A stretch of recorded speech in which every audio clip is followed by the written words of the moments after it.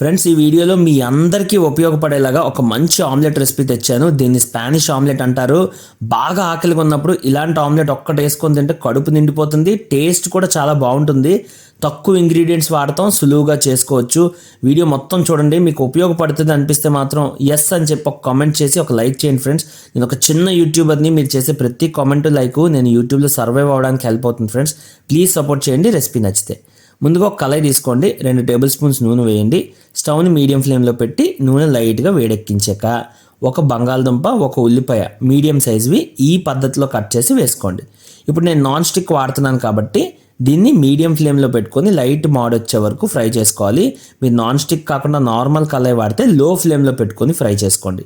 దేంట్లో చేసినా కూడా ఇలా లైట్ మాడ్ అయితే రావాలన్నమాట. ఫస్ట్ అయితే 2 ఫ్రై చేస్తాం కదా, దీంతో స్టెప్ 1 అయితే కంప్లీట్ అయిపోయింది. నెక్స్ట్ ఇవన్నీ తీసుకెళ్ళి ఒక బౌల్లో వేసి దీంట్లో స్పైసెస్ అయితే యాడ్ చేసుకోవాలి. స్పైసెస్ ఏవేవి యాడ్ చేస్తాను చెప్తాను చూడండి.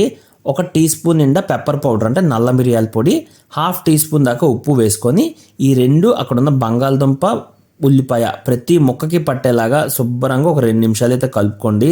దీన్ని మంచిగా కలిపితేనే మనకి రెసిపీ మాత్రం టేస్టీగా వస్తుంది. కలిపిన తర్వాత ఒక 2 నిమిషాలు వదిలేసేయండి. ఆ తర్వాత 3 గుడ్లు ఉన్నాయి కదా, 3 గుడ్లు తీసుకొని వీటిని కొట్టి పోసుకొని బాగా కలపాలన్నమాట. అలా కలిపితేనే మనకి ఆమ్లెట్ ఫ్లఫీగా వస్తుంది. లైట్గా కలిపేస్తే దేనికది ముక్క కింద విడిపోద్ది అనమాట. బాగా ఆమ్లెట్ ఏదైతే వేసామో మన గుడ్లు అవి వాటిలో అవి కలాలి.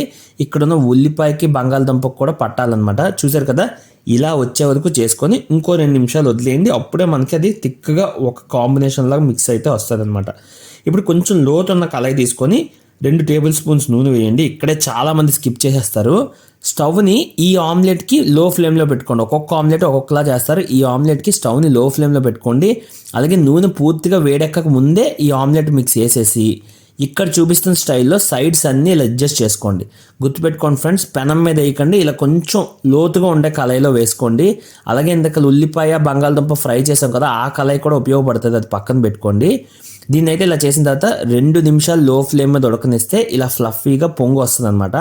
అలా పొంగు వచ్చిన తర్వాత గరిటతో తిప్పకుండా ఇందులో ఉల్లిపాయ, బంగాళదుంప ఫ్రై చేసిన కళాయిలో వేసుకొని రెండో వైపు కూడా మళ్ళీ లో ఫ్లేమ్లోనే పెట్టుకొని ఇలా 2 నిమిషాలు అయితే ఫ్రై చేసుకోవాలి. అందులో ఆయిల్ ఆల్రెడీ ఉంటే ఓకే, ఆయిల్ లేకపోతే 1 టేబుల్ స్పూన్ ఆయిల్ వేసుకొని ఇలా అడ్జస్ట్ చేసుకొని మనం అయితే దించి సర్వ్ చేసుకోవచ్చు.